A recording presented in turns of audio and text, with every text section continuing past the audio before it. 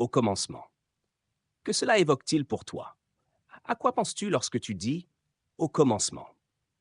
Peux-tu mentalement te transporter dans un lieu de silence absolu, où rien n'était encore manifesté, c'est-à-dire au commencement? Puis, à mesure que tu t'éloignes du commencement, tu commences à voir la création apparaître. D'où cela est-il apparu? Au commencement, avant qu'aucune plante ou animal n'ait vu le jour, il n'y avait rien d'autre que le silence. La substance des choses qu'on espère, c'est la matière à partir de laquelle la création fut faite. Ce monde magnifique dans lequel nous vivons a bien été fait à partir de quelque chose, tu dois l'admettre.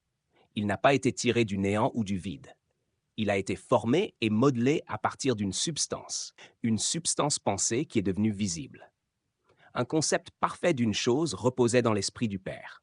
Et lorsqu'il fut achevé, il fut révélé à la lumière et devint une parole vivante ou la parole faite chair. Et ainsi, aujourd'hui, rien n'est fait à partir de rien. Tu dois avoir quelque chose à partir de quoi le créer. Il te faut une substance à partir de laquelle façonner une chose. Et lorsque tu ramènes tout ce raisonnement au commencement, tu commences à réaliser à quel point cette substance pensée est merveilleuse. Réfléchis-y bien. Elle est le fondement ou la substance, la cause et l'effet de toute chose. T'es-tu déjà arrêté pour réfléchir à l'origine réelle d'un morceau de bois? Tu réponds, il a poussé. Oui, mais même en admettant qu'il ait poussé, il lui fallait quelque chose à partir de quoi croître, une matière à partir de laquelle former sa substance visible. Bien sûr, le chêne achevé est contenu dans le gland. Mais au fond, qu'est-ce qui fabrique les cellules, les fibres et finalement le chêne solide? Tu dis qu'un homme grandit depuis l'état de bébé, ou bien qu'il se déploie. Mais qu'est-ce qui fournit l'accompagnement matériel de cette croissance? En ramenant tout cela à nouveau au commencement, nous découvrons que toute chose a d'abord eu son origine dans l'esprit, et que l'esprit est la substance ou ce quelque chose sans forme à partir duquel la création a été tirée, et que le commandement que la lumière soit fut le pouvoir qui l'a modelée selon le but désiré. Avant de pouvoir écrire une lettre, elle est d'abord formée dans l'esprit. Immédiatement, tu te mets à rassembler les éléments nécessaires pour composer cette lettre. Si tu construis une maison, tu le fais d'abord mentalement, et c'est là que l'image de la chose repose éternellement. Petit à petit, à mesure que tu rassembles les matériaux et les ouvriers, tu vois ton image ou tableau mental prendre forme dans la réalité. Il en va de même pour une démonstration de santé. Tu dois d'abord rassembler les pensées ou la substance de l'esprit à partir de laquelle la santé est faite. En exposant soigneusement tes arguments et en posant leurs fondations, tu commences à voir ton image ou tableau de la santé se manifester dans la chair. Et c'est ce que nous appelons la guérison. L'un des plus grands processus de formation qui amène cette substance divine, informe, à une démonstration formée ou structurée, c'est la foi. Bien sûr, tu sais cela. Et tu dis, eh bien, après tout, nous en revenons là où nous en étions il y a des années, à cette idée appelée foi. Mais peut-être ne t'es-tu jamais arrêté pour considérer ce que signifie réellement la foi. Lorsqu'elle est comprise métaphysiquement, elle dépasse le simple fait de souhaiter ou désirer. Elle devient une sagesse non résistante, sans anxiété, qui se détend tout en restant profondément alerte. Elle s'apparente à quelque chose de positif, comme lorsque tu appuies sur un interrupteur et que tu t'attends à ce que le courant électrique opère. Ainsi, la foi, lorsqu'elle est élevée à la compréhension la plus haute, devient une force motrice plus puissante encore que l'électricité. Ta foi t'a guéri. Non ton espoir, ton souhait ou ton désir, mais ta foi. Nous devons cultiver la même foi que la femme qui toucha Jésus et fut guérie, la foi de l'homme descendu par le toit, la foi du centurion. Lorsque nous commençons à réaliser que nous sommes en alliance avec le Père intérieur, nous commençons à exprimer cette autorité que permet cette alliance. Lorsqu'un individu vient vers toi pour de l'aide, il a foi en toi, en ce que tu peux accomplir l'œuvre. Il ne cherche pas ton être matériel, mais le Père en toi qui, pour une raison ou une autre, lui a été révélé à travers toi. Ainsi, il le cherche à travers toi. Souviens-toi que tu n'as rien à voir avec cette décision. Il le cherche en toi, parce qu'il a vu le Père en toi rendu visible, ou bien il a entendu d'autres en témoigner.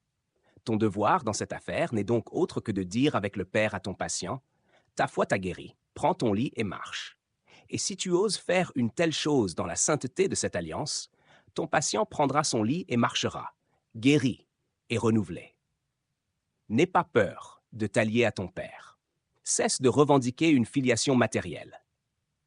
Tu n'es pas un Jones ou un Dupont ou quelqu'un d'autre si cela signifie porter l'empreinte d'un héritage matériel. Tu es l'enfant d'un roi et tu dois t'occuper des affaires de ton Père. Cela peut t'aider dans ton travail de revenir au commencement et de clarifier ton esprit. Ramène-le au moment où rien n'était encore manifesté dans le monde et commence alors ton raisonnement du type « que cela soit », en faisant apparaître uniquement ce que tu désires voir manifester.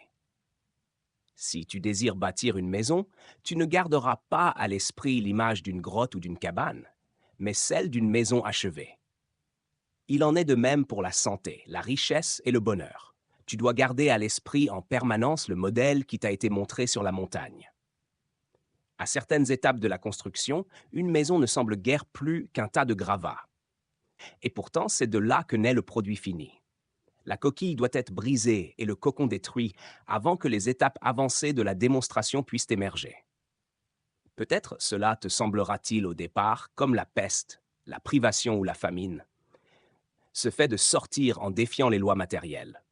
Mais si ta foi est ferme, si tu oublies ta propre vie et que tu gardes les yeux levés, rien d'autre que le progrès continu ne pourra t'arriver et tu ne sombreras pas. Je me lèverai et j'irai vers mon Père. C'est le premier pas pour revenir d'un pays lointain. Lève-toi, peu importe où ce message te trouve, et retourne vers ton Père. Il est en toi, attendant de s'allier à toi. Tout pouvoir te sera donné par lui, et les années ou les mois d'erreur et de fautes s'effaceront. Et lorsque toi et ton Père faites route vers le royaume, tu découvres que le royaume des cieux est en toi. Tu y vas avec le Père, jusqu'aux confins de ce royaume, et tu commences à relever les murs effondrés de ton jardin. Tu dis aux endroits faibles, « Soyez forts, soyez renouvelés, recevez votre lumière. » Tu parles à nouveau la vie à la chair, et tu la vois se manifester, fraîche et pure, avec la vigueur de la jeunesse. Que sont ces rides, ces cheveux gris, ces yeux fatigués, sinon un retrait d'une certaine partie du royaume, une perte de la substance de vie? Un ballon peut-il se dégonfler tant que l'air y demeure? Il en va de même pour nos corps. Tant que l'Esprit divin ne retire pas la parole faite chair de notre être, il est impossible qu'il manifeste le moindre signe d'âge ou de déclin. Va maintenant dans ton jardin et aplanis ces lieux inertes. Réclame à nouveau l'avènement du royaume des cieux. Mets l'âge en fuite par ta connaissance que l'Esprit, la vie, Dieu, toi et ton Père êtes éternellement jeunes et beaux, sans tenir compte du temps ni des conditions extérieures à toi-même. Ce n'est pas ce qui entre dans l'homme qui le souille, mais ce qui en sort. Réfléchis à cela, cher lecteur. Supposons que tu souris. Cette action vient-elle de l'intérieur ou de l'extérieur? De l'intérieur, bien sûr, et c'est un acte volontaire. Tu es, ne serait-ce qu'en partie, conscient de l'effort mental quand tu souris. Il en va de même lorsqu'une ride apparaît. La chair, en elle-même, ne pourrait produire une ride ni un cheveu gris, pas plus qu'un globe de verre, si ce n'était en raison de l'action volontaire ou involontaire de l'esprit derrière cela. Tu peux retenir ou offrir un sourire, et le même pouvoir est tien lorsqu'il s'agit d'une ride, d'un cheveu gris, d'un œil faible, d'un corps malade, ou, si l'on pousse plus loin, d'un portefeuille vide. Car, au commencement, tout a été créé à partir de quelque chose, et ce quelque chose, tu le reconnais, était l'esprit ou la substance, et il est infini et présent partout. Ton Père, avec qui tu es en alliance, est la force ou la puissance capable d'appeler cette substance à l'existence et de la façonner en chose qu'on espère. Tu achèves ton œuvre mentalement, tu communies avec le Père, tu façonnes tes désirs et tu les exprimes ensuite dans l'existence. Peu importe où ce message te trouve, quelles que soient les limitations posées sur toi, une fois que tu t'allies avec le Père intérieur et que tu ramènes tes démonstrations au commencement, tu réalises que tu as l'opportunité de tout recommencer, de te débarrasser des conditions indésirables et de faire naître à nouveau des choses nouvelles. Lorsqu'une condition existe, qui t'est désagréable et qui n'est pas bonne, ton « je suis » ou Père intérieur, emporte ces modèles dans l'arche, et alors les flots purificateurs enveloppent la terre, le corps, et la nettoient de toute condition indésirable. Le corps est purifié, et lorsque les flots se retirent, nous trouvons toute la terre, le corps, fraîche et nouvelle, prête à manifester à nouveau le modèle. Voici, je me tiens à la porte et je frappe. Ouvre-lui, chercheur de vérité, ouvre ton esprit à lui, et laisse-le sortir dans ta vie. Il est déjà dans ton cœur et demande l'admission au jardin. Ouvre-lui et allie-toi à lui et vois des mondes transformés sous tes yeux. Mes paroles sont esprit et elles sont vérité, et elles ne reviendront pas à moi sans effet. Voilà désormais ton pouvoir. Comprends-tu? Tu peux maintenant parler avec autorité, car tu es un avec le Père. Soyez transformés par le renouvellement de votre intelligence. Tu ne peux être transformé par rien d'extérieur à toi. Cette transformation doit venir de l'intérieur vers l'extérieur. Si tu peux saturer ton esprit de jeunesse et de force au point qu'il devienne insensible à l'âge, la jeunesse viendra s'installer radieusement sur ton front. Lorsque ton esprit est rempli de bonheur, les sourires affleurent sur ton visage, presque sans effort conscient. Voilà la clé de toute la situation.